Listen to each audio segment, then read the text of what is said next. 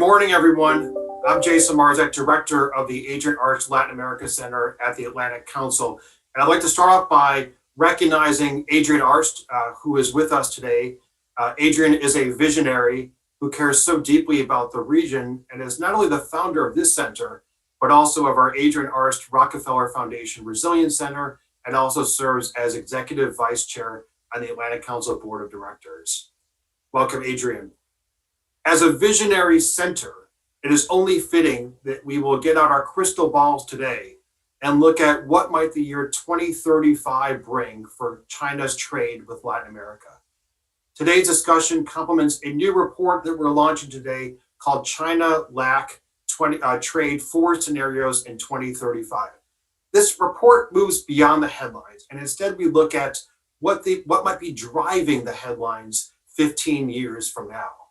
For example, the report finds that on the current trajectory, Latin America and the Caribbean's trade with China will amount to $700 billion in 2035, more than doubling today's figures. But at the same time, the United States will remain the region's top trade partner in that year. But that is not necessarily what will happen. We look in our report at 4 possible scenarios. In another scenario, different assumptions regarding growth of GDP and trade relations, China will actually have replaced the US as the region's top trade partner by 2035. To put the current and future trade into context, we also have to look back at the past 20 years, where trade between the region and China have grown significantly. In 2001, bilateral trade was estimated at about 17 billion. And since then, even amid the pandemic's effects on the region's economies, trade has grown to around almost $300 billion.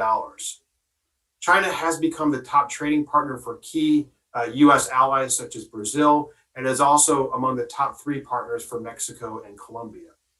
The growth of China's trade with the region shows as well the strategic value of Latin America to China and vice versa. And if past trade is any indication of Chinese interest in the region, we have to consider what role China will play in the next 10 to 15 years. Will the year 2035 look like a continuation of the trends seen today?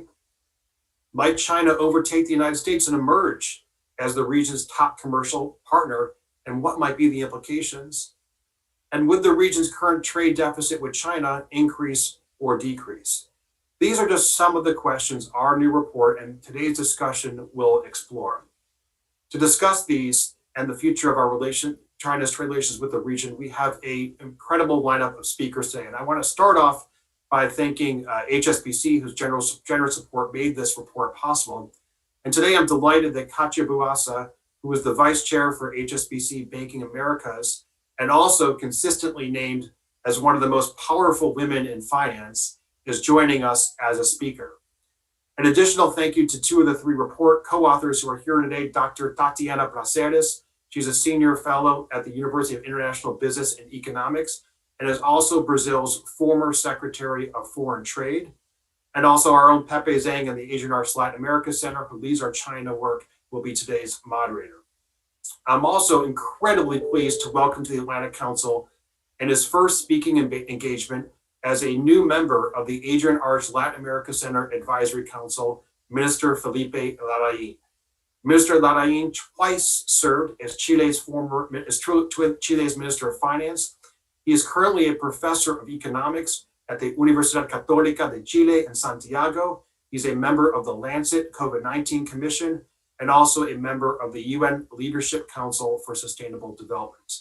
As well, Ambassador Jose Luis Bernal is the current Mexican ambassador to China and was previously ambassador to South Korea, the Czech Republic, and Switzerland. And as well, Tom Orlik, the chief economist at Bloomberg, who is joining us today, will take part in a brief foresight conversation with Pepe, focusing on China's economic future. If you have any questions during the event, feel free to ask them using Twitter, the hashtag ACChina, or through the Zoom chat box. With that, let me turn it over to Pepe to begin the conversation with Tom Orlik before proceeding with the broader panel discussion. Thank you, Jason. Good morning, everyone. My name is Pepe Zhang. I'm Associate Director at the Adrian Arch Latin America Center here at the Atlantic Council and the co-author of the report we just launched today. together with Tatiana and Dale Bull from the University of Denver. I'll be moderating today's two conversations. First, a one-on-one with Tom, like Jason mentioned, and we'll be joined then by the other panelists for a full panel conversation. But before we start, I'd just like to quickly highlight two things about our center that are really relevant for today's conversation. One is that we don't look at Latin America in a regional silo, but rather from a global perspective. We recognize Latin America as a relevant and active player in the international community, and the entire work we have built on China-LAC relations was developed based on that vision. And second, we're always trying to innovate. The report itself was basically driven by a need to provide innovative, forward-looking, and value-added analysis, inform policymaking on a lot of these related issues. So with these two things in mind, global Latin America and innovation, we'll be innovating today's event a little bit by starting it off with a conversation that is global in scope, perhaps less about Latin America per se, and a little bit more about China. And we happen to have the perfect person for all things Chinese economy. Tom, it's great to have you. Great to have you here. So in this quick segment here, I'd like to basically ask you two things. One, the very easy question of where might the Chinese economy be going? And second, why is that important to Latin America? Starting off with the first question, you've done a lot of tremendous work on it, including your book last year, China, the Bubble Never Pops, which is a fantastic read. I really highly recommend it. In your view, what are some of the key determinants of China's economic trajectory in the next 10, 20 years? And specifically, what are some of the major upsides you see and potential downside risks that you're concerned about? Well, first of all, let me say thanks so much to you, Pepe, and the Atlantic Council for inviting me to speak at this event. It's really a great honor to be here. Thinking about the China outlook, my view is that here in Washington, D.C., we're managing to hold two contradictory ideas in our minds at the same time on the outlook for China. On the one hand, we see weakness. We see a Chinese authoritarian political system, which brings with it some inherent contradictions, some inherent problems. We see an economy which is hobbled by inefficient state-owned enterprises, by overbuilding of ghost towns in the real estate sector and bridges to nowhere by local governments. And we see a financial system which is overextended. And based on that view of Chinese governance and economic weakness, the question isn't really how fast will China grow, but rather when will China collapse? So I think that's one kind of dominant narrative that many people have in their minds when they think about the China outlook. The other narrative is sort of the complete reverse. Many view China as a kind of an unstoppable economic juggernaut. The authoritarian political system, not a source of weakness, but a source of single-minded strength and determination. Chinese businesses powered by a ruthless acquisition of global know-how and technology, combined with the ability to achieve huge economies of scale in the domestic market, and Chinese influence expanding around the world through the Belt and Road and other projects. So we hold these two kind of contradictory ideas of Chinese weakness and Chinese strength in our minds. In my book, I call that sinophrenia. My view is that actually, whilst there are elements of truth in both of those views, neither of them really capture the right picture or the right way of thinking about China.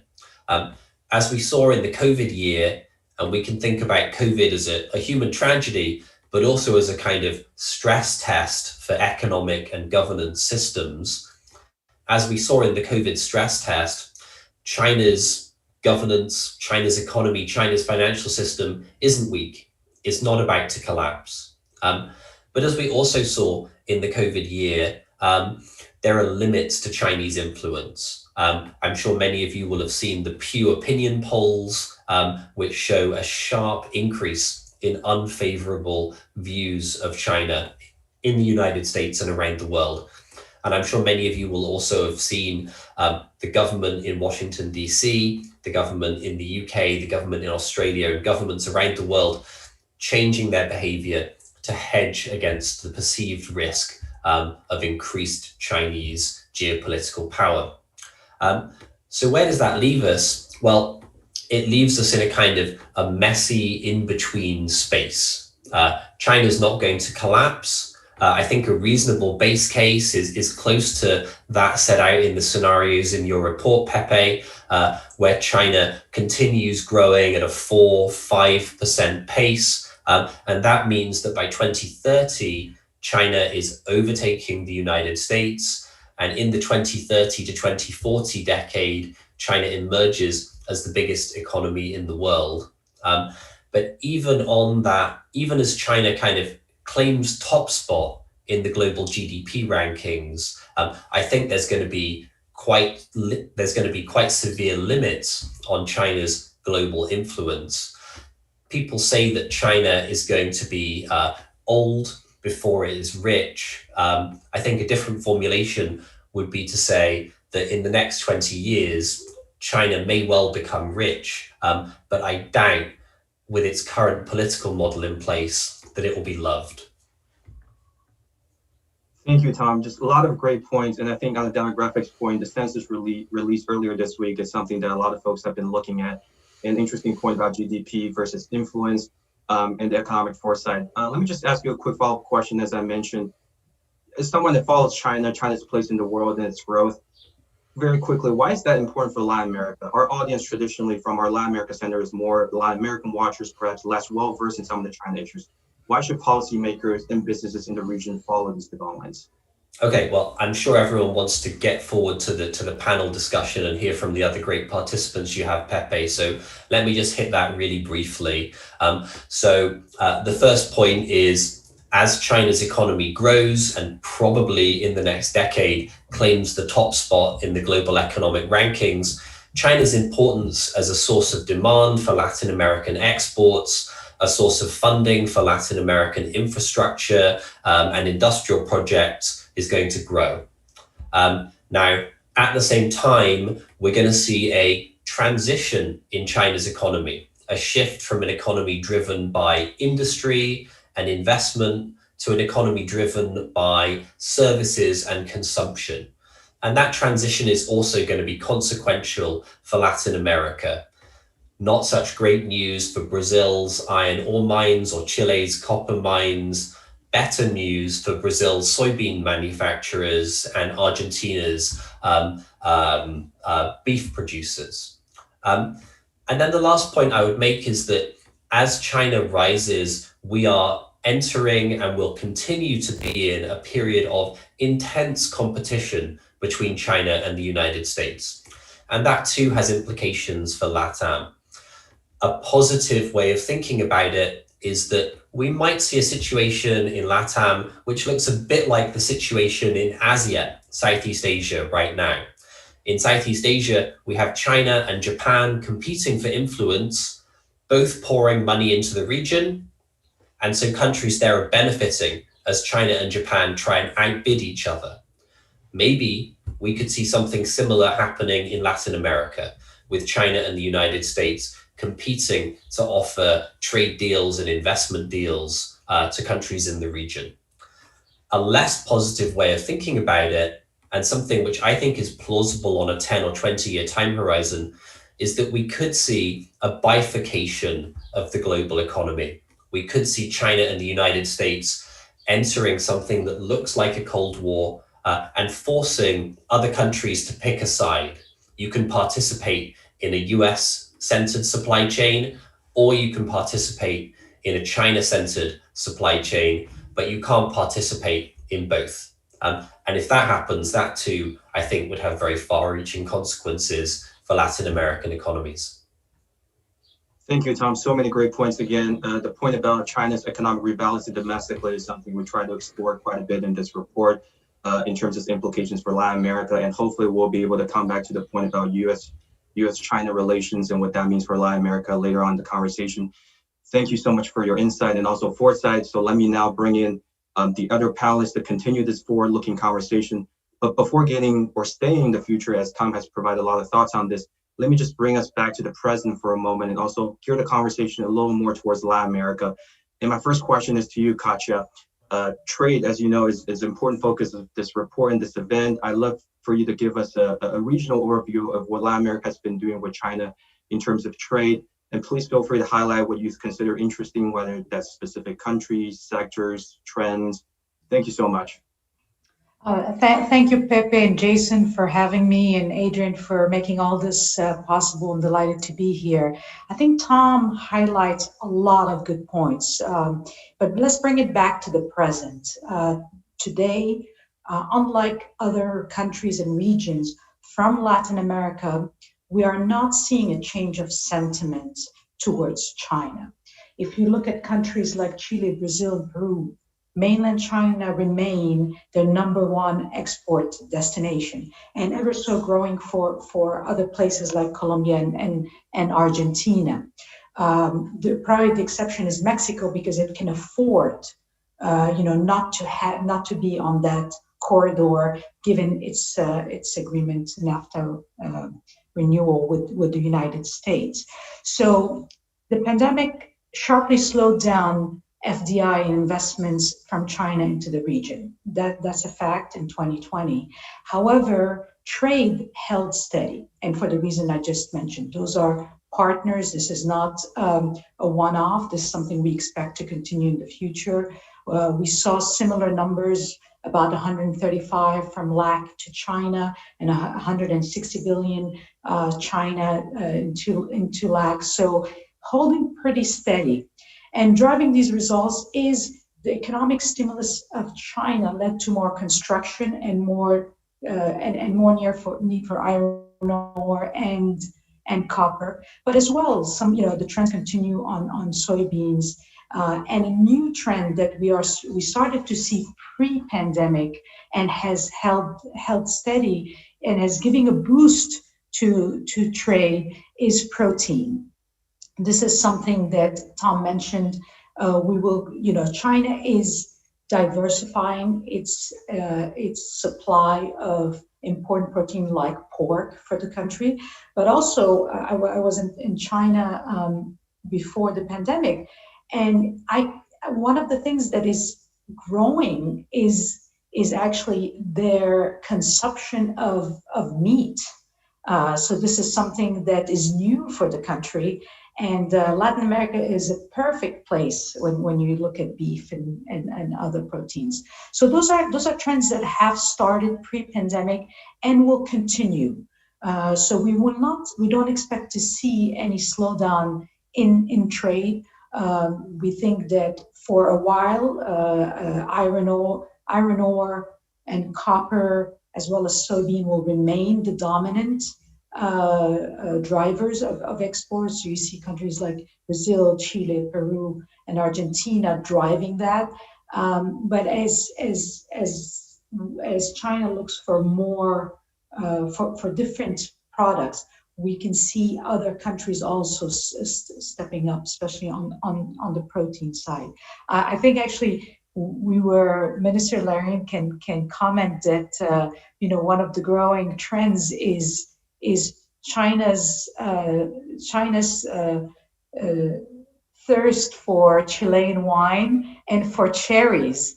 That is not two of the obvious products, but I'll let him comment on that. This is one of the facts that I actually learned from him on one of his road shows. So there we go. For the time being, we don't see any differentiation, any change in sentiment. The region needs China. It needs its financing. It needs its exports, and vice versa. For the time being, we are not seeing, the supras or the Western countries or the United States stepping up to compete significantly. So again, Mexico is the exception, and I'll let the ambassador address Mexico. He's a lot more versed than I am in that. So until that happens, what Tom was referring to, China remains the dominant trade partner for the Latin American countries in the Caribbean.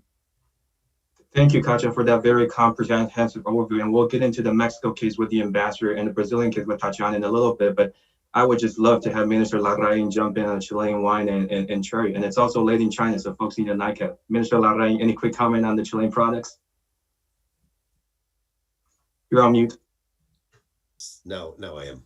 Well, first of all, thank you for the invitation. It's a pleasure to participate here at the Atlantic Council in the advisory board, and also, in this panel with very distinguished people. And I would also like to thank Adrienne Arsh for her leadership in the council.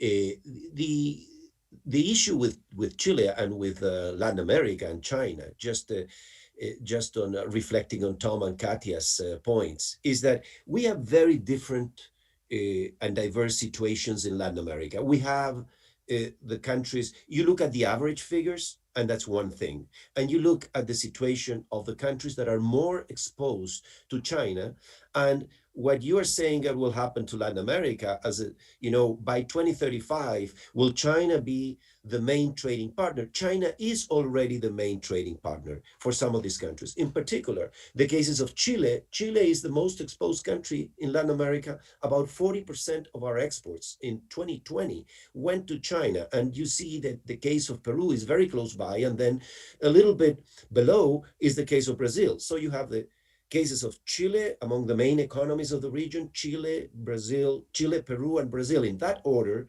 as incredibly exposed to China. So we are, when you say what will happen to China, we are following, very closely the prospects for China. And I don't see, as Tom was mentioning, I don't see the collapse of China. I see more a process where China continues to grow, but as countries grow and reach higher income per capita, they tend to slow down. So we cannot think that China will continue growing at 6-7%. So it will probably slow down, but it will be a natural thing to happen, not a disruptive pattern. And I'm talking about more of a structural trend more than just a cyclical adjustment as it happened last year. In terms of the products, I think there is a good and a complicated thing. There is a good part and a challenge, because we are highly exposed. Take the case of Chile, and the structure of Chile and Peru are very similar. Brazil is different, but we are heavily metal exporters, and and particularly copper, but we have been making an effort to diversify away from copper. Copper used to be more than 90% of our exports to China. Now copper is less than 80. And then we're filling it up with fruits. And Katya mentioned the cherries. The Chinese discovered that the cherries are very good luck, and it's a very interesting thing to give at birthdays, but by New Year's time, and we wouldn't like to take them out of their belief that they are good luck, and they provide all these nice things. So I think diversifying into food, into fish meal, into other as a provider of foodstuffs to China is one issue in agriculture that we're seeing in countries that are heavy mineral exporters, mineral and metals exporters like Peru and Chile. But we should be aware, and this is, before I turn to, I get carried away here, what I think we need to do is to diversify a bit away, from China.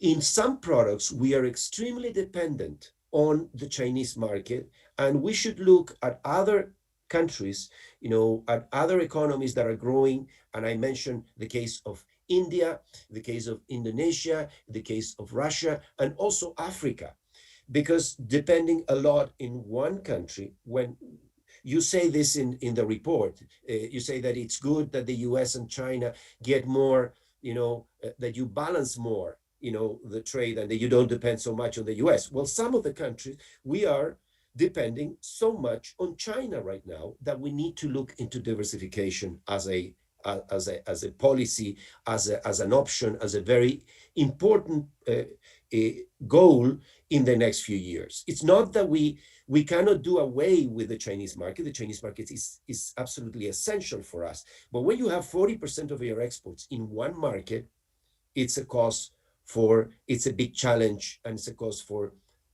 a bit of a concern. Thank you, Mr. Lyon. That was fantastic. We asked for your thoughts on Chilean one and the other products, and we get a comprehensive overview of the trade relationship with China. Thank you so much for all of that. So I love the 2 points you mentioned about diversification, which should be happening on 2 levels, right? One on the level of destination, another on the level of products and sectors. And Tatiana, when she talks about the report later on, I think we have some interesting findings in that regard. Now, let me bring in Ambassador Bernal and also Tatiana to look at the specific cases of Brazil and Mexico, which, as Minister Larraín mentioned, this is a region with such diversity and cases are very different. Starting with you, Ambassador Bernal, and since we talked quite a bit about trade, maybe we can expand this beyond trade a little bit. Representing the Mexican government in China, what are your country's current priorities with China in trade and beyond? Well, thank you very much for the invitation from the Atlantic Council. I would like to also to spread my appreciation and my honor to be together with all you in the panel. It has been mentioned that repeatedly that Mexico has a different interaction with China vis-a-vis other Latin American countries. In the case of Mexico, we have been promoting a comprehensive strategic partnership with China since 2013. Of course, this is a building up process. In this comprehensive partnership, we pay special attention to political dialogue, to expanding economic relations, both in terms of trade and investment. We are also exploring additional formula for international cooperation for development, promote coincidences on global matters, particularly working together in those areas that are common to us as developing countries. And we try to keep improving constantly the many agreements and institutional framework that give support to this bilateral relationship. In terms of economic relations, I would like to mention why Mexico is different to other countries. Of course, China has become a very important partner for Mexico in the last few years. I have to mention that overall, China is the second largest source of imports and the third largest destination of Mexican exports. That makes it the second most important trading partner for Mexico. Second only to the United States. But when we speak about these very important relationships for Mexico, we have to differentiate that while the United States represents 82% of our total foreign trade, China last year reached the level of 10% for the first time in history. So there's a big difference. There is no way that not even in the long future we see that the United States and China will be at equal levels of interrelationship with Mexico. Now, last year we saw a bilateral trade of over $82 billion. It's important also to compare the figures country by country. This is according to Mexican statistics. And this is in comparison with the previous year, 2019, when bilateral trade with China for Mexico was above the $95 billion figure. I think it's important to take to keep in mind these figures because apart from the numbers, we also see differences in the composition of trade.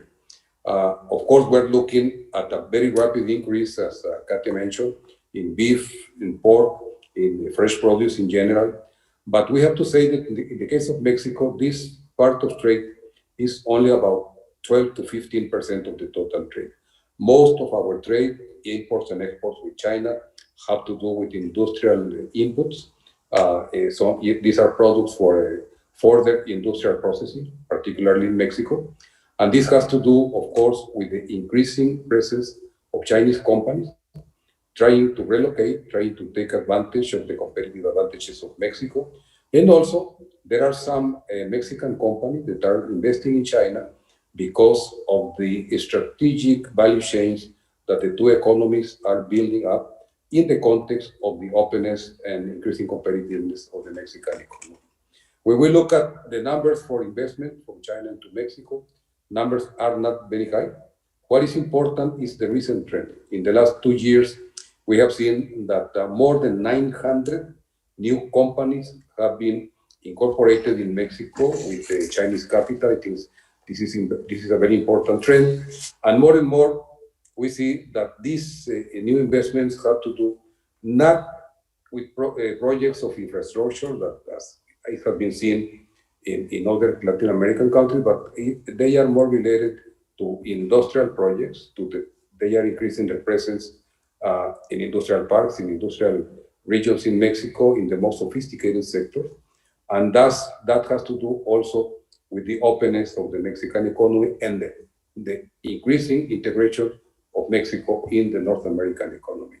Also, I think it's noteworthy mentioning that last year, contacts between Mexico and China, as well as it happened with many other countries, was even closer, as we were depending a lot on the supply from China of personal protective equipment, medicines, and more recently, of 2 vaccines produced in China that are being used in Mexico today.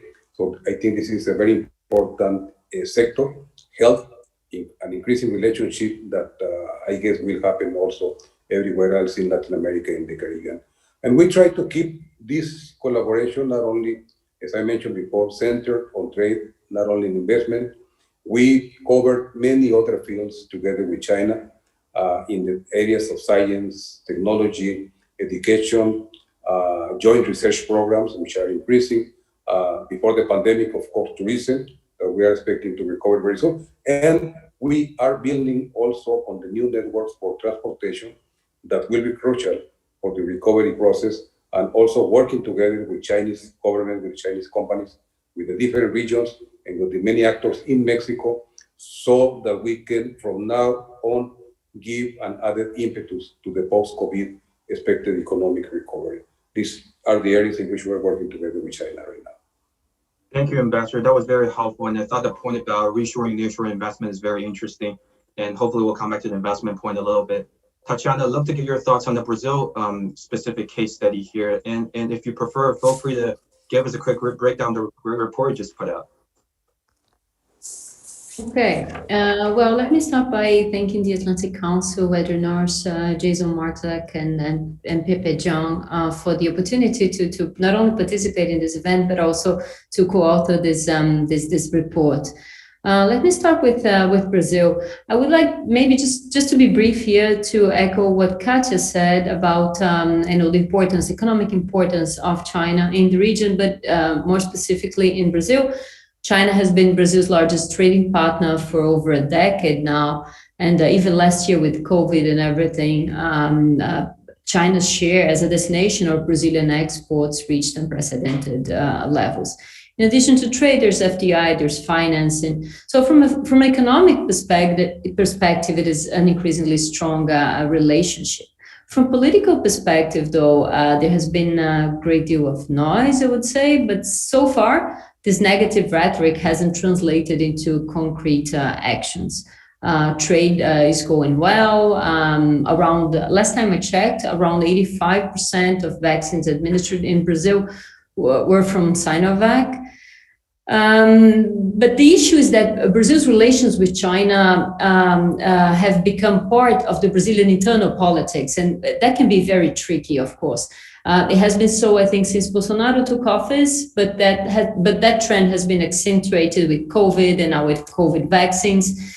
And all this forms part of a background leading to the presidential elections next year. So, of course, China-Brazil relations have a great potential, but the road ahead may be a bit bumpy, let's say. Mm-hmm. Thank you for that. So, and I think, the Brazil case study and what the ambassador mentioned about Mexico is very interesting. Tatiana, let me stay with you and have you give us a quick overview of the report. I think, that also helped us set the stage for the conversation later on, where I'll be transitioning more towards the future scenarios and have everyone jump in to see where they see there.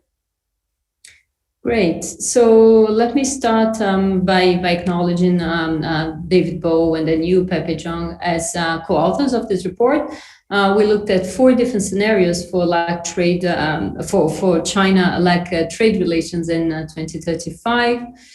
So the first scenario base case, of course, reflects the continuation of existing trends. And in that scenario, we see China-LAC trade relations, trade flows reaching more than $700 billion more than doubling the 2020 figures. And despite that, the US remains LAC's top trading partner. The second scenario, where we feature China, high GDP growth for China and strong trade relations with LAC, we see that by 2035, China overtakes the US as LAC's main trading partner in goods. And then China would account for more than 40% of exports from Brazil, Chile, and Peru, just echoing what the minister just said. So if that is already the case for Chile and Peru, that would be the case for Brazil. For Brazil now it's about a third, so that would go beyond the 40%. In the third scenario, we consider the possibility of a slower GDP expansion in China and weaker trade relations with LAC. And there we highlighted some interesting developments in the composition of LAC exports to China. So what we found interesting was to see a decline in the share of agricultural shipments to China. So today, agriculture accounts for around 40% of LAC exports to China. So a decline in that share would have considerable implications for several countries in the region. In the fourth scenario, we looked at high GDP growth in Latin America and strong relations with China. And there we see an unprecedented level of trade dependence between China and LAC, largely driven by growing LAC imports from China. Ultimately, when analyzing the characteristics, the contours of LAC trade in 2035, what emerges is that China and the US will probably account for similar shares in the region's overall trade, but with important distinctions across LAC countries, as it has been mentioned already. We also anticipate, or we consider the possibility of significant sectoral composition changes in LAC exports to China. So that is something that we found interesting. I think a key finding of this exercise is that China is likely to continue to gain ground in LAC trade. Under different scenarios, like China's overall participation in LAC trade would range from 15 to 25%. Again, averages, they conceal a lot of discrepancies in the region. And while a quarter, 25% of participation in trade may not seem particularly high, what stands out is this faster growth in China's participation in LAC's trade. So China accounted for less than 2% of LAC trade in 2000. And so this 24% of participation in 2035 is something that really stands out. I'll probably stop here. Let me just reiterate that our objective was, of course, not to predict the future. That would be silly. But what we wanted was to work with the plausible assumptions and maybe help stakeholders prepare for changing circumstances. And these changes can be potentially very significant. So the idea, of course, was to invite different stakeholders in LAC and China and even in the US to think ahead and prepare for different scenarios. Thank you so much, Tatiana. It was a pleasure working with you on the report, and it was helpful, like you said, to be able to put some numbers to some of these suspicions or imagination exercises that people have been doing in terms of future relationship. And even though we're not in business predicting the future, I will put our speakers on the spot to force them to think about that. And I want to make this question broad, not just in terms of where the future might be for the countries in the region, for their evolving economic relationship with China, but also in the current context of COVID-19. So I'd like to bring in Minister Larraín, I'd like to bring in Ambassador Bernal, I'd like to bring in Katia as well, but respectively thinking about this from different angles. For you, Minister Larraín, I'd like for you to think about the COVID angle, considering the fact that you spent so much time working on this with the UN Leadership Council or with the Lancet Commission.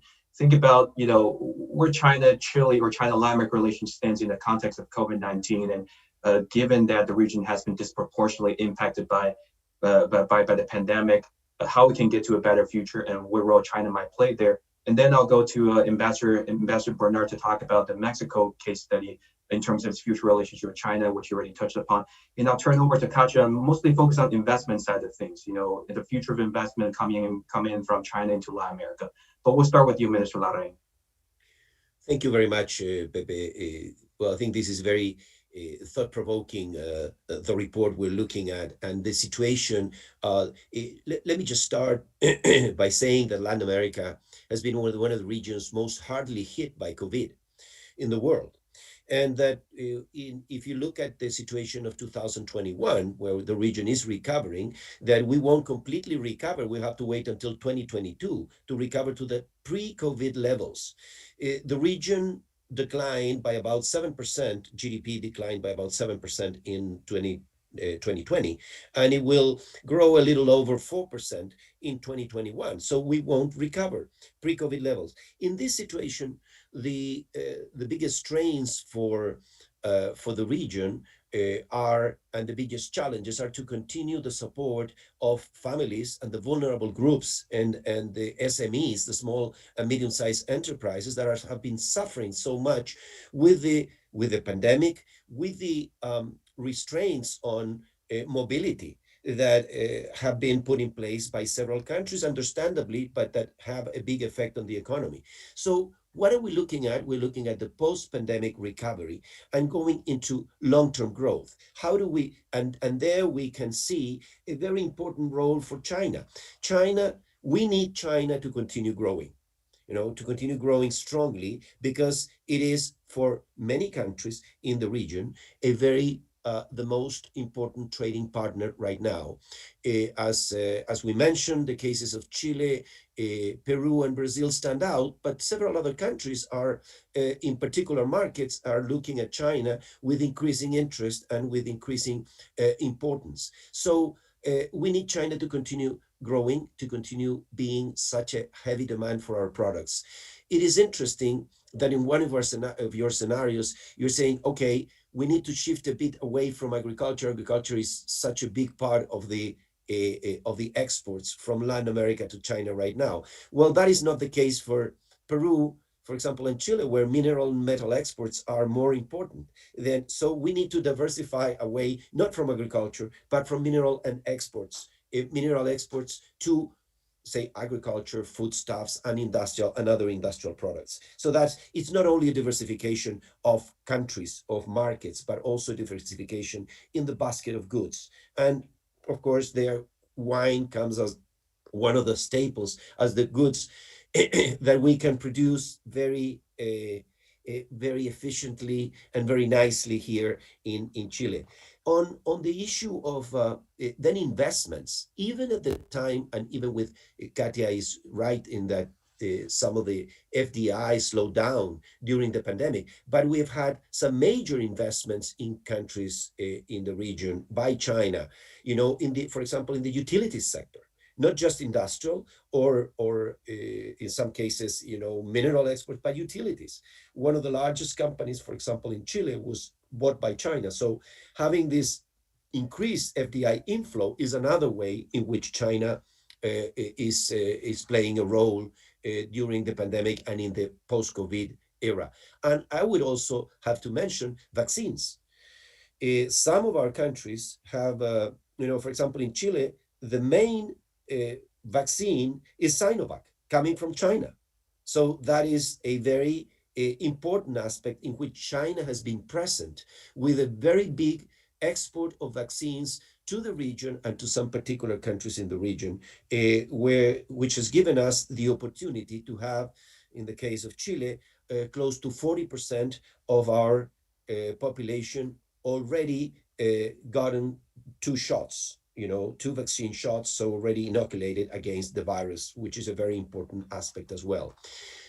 If I, just to finish up, I would say one of the main challenges in the region is not just to recover the lost GDP, but it's unemployment and it's the labor markets, informality, the fact that we have lost millions of jobs and we have been able to recover, only partially. And the recovery in employment levels will lag the recovery in output. This is partly because of the COVID-19 crisis and the COVID, the repercussions of COVID, but it also happens because of the automation. The fact that we are seeing artificial intelligence, robotics, and other types of technological change that is putting pressure on our labor market. So it won't be easy. And I think one of the main challenges that we have right now is on labor markets in the region. So it's protecting the people in the short term, but also making sure that we have the conditions, the adequate public policies to support employment recovery. Otherwise, we're going to end up, with an economy, I wouldn't say jobless growth, but with a lack of employment creation that could be a very essential part of the scenario we face from now. So let me stop there, and hopefully we can come back to some of these issues later. Thank you, Minister Larraín. That was extremely helpful. Just a couple quick reactions before I turn to Ambassador Bernard about the future Mexico-China relationship. Excellent point about, again, country-specific breakdown. The diversification needs to be looked at a country level and a sector level. Second, absolutely about the challenges we see in the labor markets in the region, high informality, low teleworkability. And I think I would add on to that point that, labor markets needs to be fixed. And also at the same time, regional GDP has been overly dependent on the accumulation of labor growth, less on productivity growth, for instance, and that's something that's been challenging. That's something that we recently explored in the report we put out about post-COVID scenarios for Latin America, Caribbean, together with the IDB. And the last point, I think it's super important as we look at future going forward. The vaccine issue. Life will not return to normal without the vaccine. As you said, Chile is a regional and global champion when it comes to vaccination. And we, in fact, will be doing events 2 weeks from now to look at the progress of Chinese vaccine in Latin America and its many implications, including geopolitical for the region and the US. So folks who are watching this event, please stay tuned. Now, Ambassador Bernard, what are your thoughts on where the China-Mexico relationship should be going from now to 2035, and kind of elaborate on what you had already explained? And that will bring Katia in for the investment side. Yeah, thank you, Pepe. I think that in the years to come, what I see is that Mexico will continue to be one of the 20 largest economies in the world, and will continue developing its domestic market and industrial base in accordance with the participation in the global economy. For that, we need to rely increasingly in the very robust network of free trade agreements that we have in place now, together with the most dynamic economies in the world. Now, when we look at the current trends, more than a projection is my own prediction, I see that China will represent in the next 15 years around 20% of Mexico's total trade. Of course, we expect to continue increasing our export. We have to diminish the gap between exports and imports. Now it's 8-1, which is very unbalanced. So we need to increase Mexican exports to China. But for that, we need to concentrate more. And sorry, I come back to this, but I think investment is crucial for this goal. Now, how do we get to the best case scenarios? According to the very interesting study that you are presenting to us today. My personal view is that we should concentrate more on the new trends and investments. How do we develop a new global value chains? And how do we pay special attention to regional economic integration? For that, I would like to say that we need to pay attention at least to 6 areas. One is, how do we improve capacities, domestic capacities, in order to enhance competitiveness in our domestic economies, not only for Mexico, but all the economies in the region. How do we create long-term sustainable value chains? And for that, diversification is crucial, it's very essential, because we cannot rely only on our own capacities or our already existing value chains. We need to diversify more. We need to promote new formulas for intra-regional integration. And in that sense, I think about the USMCA, about the intra-Latin American mechanisms like the Pacific Alliance, Mercosur, the integration in the Caribbean or Central America. And that will be the only way that we will continue increasing our extra-regional competitiveness.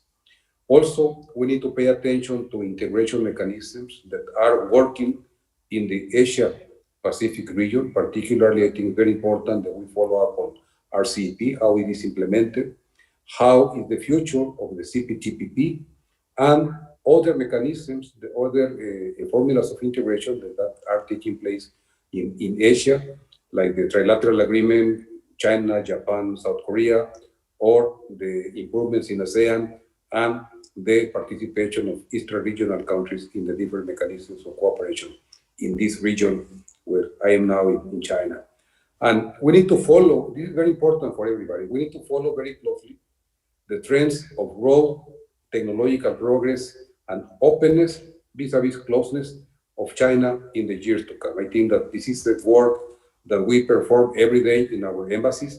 We need to continue and perfectioning that kind of follow-up so that we understand better where China is headed to. And this is something that we have done already, or we're starting to do between Mexico and China. We need to include in our bilateral agreements, in our bilateral work, scenarios for the future. I think it's very important that when we speak to each other, we are also imagining what the future will bring to us and how do we have to do in order to achieve those results. It's not a prescription, but I think it's important that we follow these areas of follow-up because it's very important to understand where the future is headed to in our China-Latin American trade and investment scenarios. Thank you, Ambassador. And on the foresight front, you have an ally in the Atlantic Council, an ally here, work with us. We're happy to work with you on some of these forward-looking issues. And just to emphasize one last point you said about regional integration, whether that's in North America or intra-regional trade within the region, which compared to Asia and global average, Latin America is not doing so well right now. And that has implications for investment. Katja, I'd love to bring you in on the investment side of issues. Where do you see the future investment going? What are some of the things that you would like to see in the region? Yes, I mean, a lot of very good points have been raised both by the minister and the ambassador. And I want to point out that we are encouraged that FDI will come back, even though it fell sharply. There are different reasons for the slowdown. We're encouraged that the M&A deals of the FDI that did happen last year happened actually in countries outside of Brazil for a change. Sorry, Tatiana, but it's good to see the diversity within the region. So what the minister was referring to on the electricity sector, both Chile and Peru benefit from some of that investments. Actually, most of that 7 billion investment went to Chile and Peru, and we want to see more of that. I think to have a sustainable relationship with the region on the FDI side, it needs to be one, diversified in terms of countries, and it's encouraging what the ambassador is saying about Mexico as well. So start to take some of the concentration away just from Brazil without taking the merits of what Brazil has to offer to China. And two, we're hoping that this FDI is spread beyond the couple strategic sectors that are important for China, which for now are utilities. So that is very important for the region. The region has been hit, as the minister said, the hardest during COVID. And even pre-COVID, the region, pre-pandemic, the region was suffering from the lack of investments in infrastructure. Different countries have their own dynamics, and you understand not every country has the stability to attract long-term investment. These type of investments require longer maturities. It's not a quick in and out like trade, for example. These are investments that could require 30 years type of horizon. So there is some work to be done, as the ambassador said, to stabilize the region. And that work needs to be done within the countries in the region. But away from that, we would like to see a more sustainable flow of investments from China and spread across different sectors, and investments in what we call greenfield FDI, which is very necessary for most of the countries in LAC. And more important, I think the FDI needs to also come with financing and capital. So the institutions that are ready to invest in the regions, those will be the winner, because the region is in need of long-term capital, is in need of financing and resources. China has been very active in providing that, mainly for Brazil, as I said, and we would like to see that more diversified and more and broader within the region. Thank you, Katja. That was very helpful. And I would just say from a global perspective that last year FDI plummeted globally, but Latin America is one of the regions where Chinese FDI has remained relatively resilient. And over the past few years, like you said, Chile, Peru, Brazil, we've seen some pretty big ticket item deals coming in. And I'm talking mostly about something upwards of $3-4 billion. So that's been a promising sign, but obviously we want to see more of that and of course more stability, which will be helpful, not only in terms of bringing Chinese investment from China, but also other parts of the world into Latin America, which is so important for the recovery. We don't have a lot of time, but I do want to bring Tom back for a final question. Tom, something you mentioned about US, China, and side picking for Latin America. Elaborate on that a little bit. I'd love to get your thoughts on this before we close the event. Sure. So there's a famous dessert recipe called Baked Alaska. It's a combination of cake and meringue and ice cream. I'm not sure if others saw the first summit meeting between the Biden team and the Xi Jinping team up in Anchorage. But the conversation there was so fiery, it made me think this isn't baked Alaska, this is scorched Alaska. We had Tony Blinken, the US Secretary of State, raising concerns about Xinjiang, Taiwan, Hong Kong, cyber espionage, economic coercion. And we had Yang Jiechi, the Chinese top diplomat, firing back that the United States had no basis to lecture China and should put its own house in order rather than pretending to speak for global public opinion. So I think there's still a possibility that relations between the US and China calm down.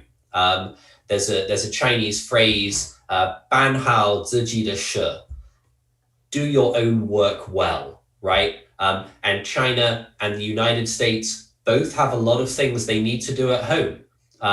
Maybe the focus for President Xi and President Biden will be on doing their own work well at home, and the geopolitical situation will calm down. But I think we also need to think about a more challenging scenario, a scenario where US-China ties continue to deteriorate.